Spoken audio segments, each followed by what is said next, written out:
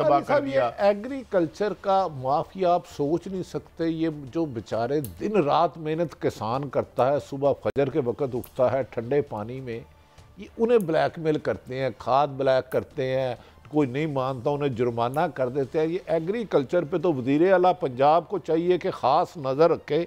यार किसान जो रीढ़ की हड्डी है, 70% ज़रूरी मुल्क है, आपकी नहीं करप्शनों की वजह से लोग अब का ये काश्तकारी सारे कार्टल हैं, डॉलर का कार्टल, बिजली का कार्टल, हाउसिंग का कार्टल, और इसको इन्होंने बनने दिया है। काजी साहब सारे कार्टल हैं तो इसे फिर ऐसा हमारी फिर जमहूरियत को ज्यादा तकलीफ नहीं होनी चाहिए ना, फिर SIFC को करने दो। तो काजी साहब फिर चारे हुकूमतों और वफाकी हुकूमत को भेज दो, तो SIC को सारे इख्तियार दे दो। मेरा मतलब है कि हमें तो मुल्क संवारना है ना साहब। जो हमारी SIC का असल मकसद काम क्या, मुझे बताए। देखो जी, वो एक बॉडी बनी है जिसको PM साहब जो है चेयर करते हैं, जिसमें आर्मी चीफ भी बैठते हैं और लोग भी बैठते हैं, फाइनेंस मिनिस्टर भी आपके बैठे होते हैं। वो जो है एक उसको एम्पावर किया है, एक बाकायदा तरमीम भी गालबन लाई गई है। मगर सवाल ये है कि जिस दिन से उन्होंने इंटरवीन किया, डॉलर रुका हुआ है। आज ये माफिया है, इनको पूछने वाले कोई नहीं है। काजी साहब फिर आपकी हुकूमतें कहाँ? ऐसा मैं यही तो कह रहा हूं, इतने बड़े टारगेट हैं, इतने बड़े मुल्क को चैलेंजेस हैं, आप अब खाद माफिया की एग्रीकल्चर को नहीं कंट्रोल कर सकता। उसका एक एडिशनल सेक्रेटरी उसने पिछले दिनों में 15 करोड़ की प्रॉपर्टी ली है। किसने? मैं तो नहीं ली। एग्रीकल्चर के एडिशनल सेक्रेटरी ने, मैं भी नहीं ली। तो आप तो जब करप्शन आप की मैं बात करता हूँ आप मुझसे नाराज हो जाते हैं। मेरा क्या कसूर है? करप्शन तो वैसे हमारे दिल के बड़े करीब है, बड़ी प्यारी है हमें। लेकिन बात ये भट्टी साहब, मैं ये जो अर्ज कर रहा हूँ कि ये देखें, अब थोड़ा सा पेट्रोल की कीमतों में कमी आई है, फिर बिजली का यूनिट महंगा हो रहा है। मैं तो कहता हूँ कि SIFC को सबसे पहले एक काम करना चाहिए, वो बिजली के सारे मुआहदे खोल कर दिखाए, हमें बताए हमारी जेब किसने काटी है, किसने किकबैक्स ली हैं मुबैना तौर पे। और अभी जो मैं आपको क्लिप काजी साहब अभी आपने सुनाया था कि कोरिया के एक बंदे ने कहा जब मैंने पाकिस्तान को मोटरवे बनाई तो करप्शन कमीशन देने में वो गिरफ्तार हो गया, हुआ। तो जिसने करप्शन ली, जिसने रिश्वत ली, उसे आप क्या बनाने डर रहे हैं? मैं कह रहा हूं ना, आप कह रहे हैं ये शमशाद अहमद साहब जो सेक्रेटरी खारजा थे।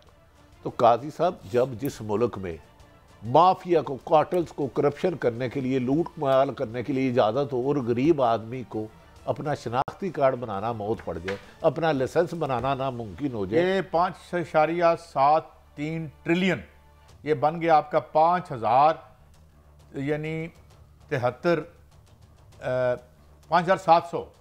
काजी साहब एक तरफ तो बिजली आप आसमानों पे ले गए हैं, लोड शेडिंग टका के हो रही है, तो सर्कल रेट कैसे बढ़ रहा है? मैं तो एक जब तक आपने IPP काजी साहब खोल के उन्हें एक्सपोज ना किया और कमीशन लेने वालों को ना पकड़ा, पाकिस्तान इस बिजली के बोझ से नहीं निकल सकता। एक सवाल है और मेरी दरख्वास्त है, अगर SIFC के कोई लोग हमें सुन रहे हो तो मेरी दरख्वास्त है कि 1947 में हम आज़ाद हुए, 1947 में इंडिया आज़ाद हुआ। अरे वो 4.5 रुपए का यूनिट कैसे दे रहा है 400 यूनिट तक, और यहाँ 60-70 रुपए का क्यों है? अच्छा बात सुने, उधर मोदी का कामा है, मोदी के आपके उधर के वजीर आजम की कौन कौन से मुल्क में प्रॉपर्टी है? उधर की जो अशराफिया एलीट क्लास जो बड़े बड़े मेजर ओहदों पे हैं, उनका कितने मुल्कों में प्रॉपर्टी है? उधर के रिटायर अफसर कैसे जिंदगी गुजारते हैं? कभी सुना है आपने? कभी देखा है? मैंने इत्तेफाक से देखा है। ग्रेड 22 के अफसर थे, उन्होंने कहा हम तो सोच भी नहीं सकते जो जैसे पाकिस्तान की ब्यूरोक्रेसी, हम तस्वुर भी नहीं कर सकते इस लाइफ को। तो काजी साहब तनहा है आपकी 3 लाख, कोई तो आगे अखराज आता 30 लाख, तो फिर ये कमीशन ही चलेगी ना।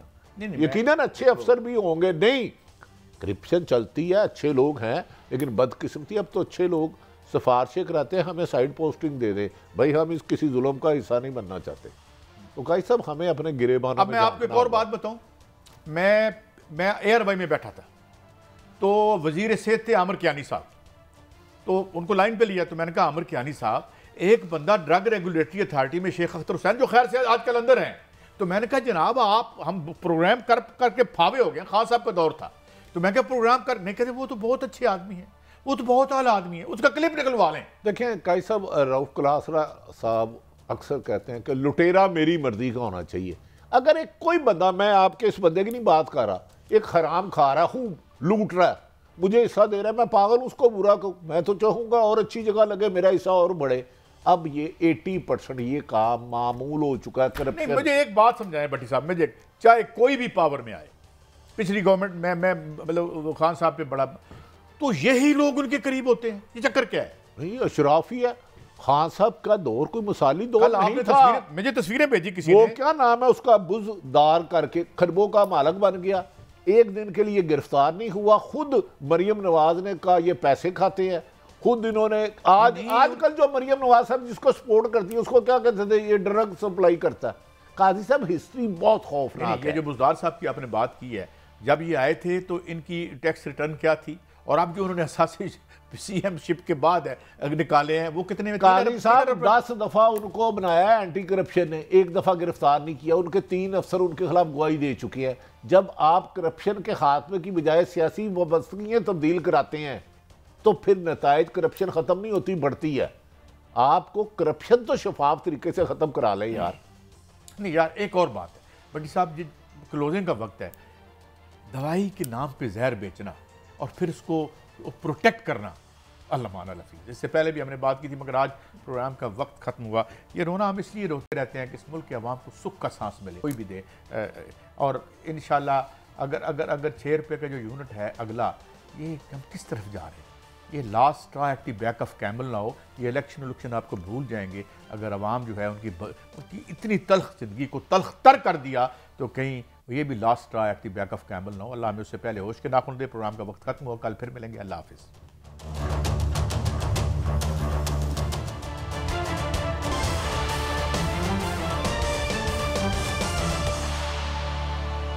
Welcome back. अच्छा भट्टी साहब, पहले जब डॉलर का मामला आया हम बहुत खौफसदा थे, फिर थैंकफुली जो है SIFC के प्लेटफॉर्म से इसकी रॉट को रोका गया। अब एक और मसला आया है, उस पर SIFC ने ही कहा है कि इसका क्रैकडाउन किया जाए, मगर गवर्नमेंट्स हो ही रहती हैं, कोई भी गवर्नमेंट हो, ये गवर्नमेंट हो, इससे पिछली गवर्नमेंट हो। ये खाद का मामला है, खाद की जो बोरी है वो 3000 की गालबन उसकी कीमत है और 6000 में भी नहीं मिल रही। उसके बाद यानी ये जितने माफियाज हैं, हाउसिंग के सेक्टर को इन्होंने तबाह कर दिया। एग्रीकल्चर का माफिया आप सोच नहीं सकते। ये जो बेचारे दिन रात मेहनत किसान करता है, सुबह फजर के वक्त उठता है ठंडे पानी में, ये उन्हें ब्लैकमेल करते हैं, खाद ब्लैक करते हैं, कोई नहीं मानता उन्हें जुर्माना कर देते हैं। ये एग्रीकल्चर पे तो वज़ीर आला पंजाब को चाहिए कि ख़ास नज़र रखे। यार किसान जो रीढ़ की हड्डी है, 70% ज़रूरी मुल्क है। आपकी इन्हीं करप्शनों की वजह से लोग अब का ये काश्तकारी सारे कार्टल हैं, डॉलर का कार्टल, बिजली का कार्टल, हाउसिंग का कार्टल, और इसको इन्होंने बनने दिया है। कादी साहब सारे कार्टल हैं तो इसे फिर ऐसा हमारी फिर जमहूरियत को ज्यादा तकलीफ नहीं होनी चाहिए ना, SIFC को करने दो। तो कादी साहब फिर चारे हुकूमतों और वफाकी हुकूमत को भेज दो, तो SIC को सारे इख्तियार दे दो। मेरा मतलब है कि हमें तो मुल्क संवारना है ना साहब। जो हमारी SIC का असल मकसद काम क्या, मुझे बताए। देखो जी, वो एक बॉडी बनी है जिसको PM साहब जो है चेयर करते हैं, जिसमें आर्मी चीफ भी बैठते हैं और लोग भी बैठते हैं, फाइनेंस मिनिस्टर भी आपके बैठे होते हैं। वो जो है एक उसको एम्पावर किया है, एक बाकायदा तरमीम भी गालबन लाई गई है। मगर सवाल ये है कि जिस दिन से उन्होंने इंटरवीन किया, डॉलर रुका हुआ है। आज ये माफिया है, इनको पूछने वाले ही कोई नहीं है। कादी साहब फिर आपकी हुकूमतें कहाँ? ऐसा मैं यही तो कह रहा हूँ, इतने बड़े टारगेट हैं, इतने बड़े मुल्क को चैलेंजेस हैं। आप अब खाद माफिया की एग्रीकल्चर को नहीं कंट्रोल कर सकता। उसका एक एडिशनल सेक्रेटरी उसने पिछले दिनों में 15 करोड़ की प्रॉपर्टी ली है। किसने? मैं तो नहीं ली। एग्रीकल्चर के एडिशनल सेक्रेटरी ने, मैं भी नहीं ली। तो आप तो जब करप्शन आप की मैं बात करता हूँ आप मुझसे नाराज हो जाते हैं।